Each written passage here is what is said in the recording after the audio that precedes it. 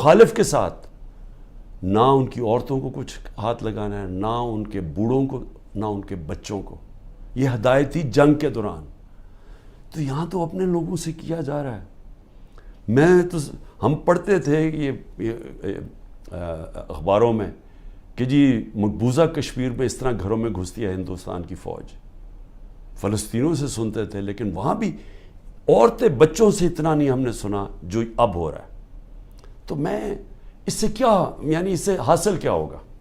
یہ جو ظلم کر رہے ہیں لوگوں کے گھروں میں، گھر توڑ رہے ہیں، بزنسز بند کر رہے ہیں.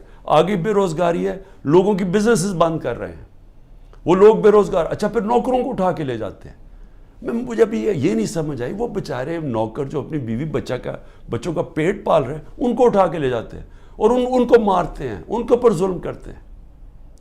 میری بہن کا نوکر 20-25 سال سے ہمارا ہوتا تھا یہاں زمان پاک میں، رحیم خنسامہ جو تھا، اس کو میری بہن کے گھر آ کے اس کو اٹھا کے لے گئے، اس کے ڈرائیور کو بھی، لیکن اس کو انہوں نے ایسا بند کمرے میں رکھا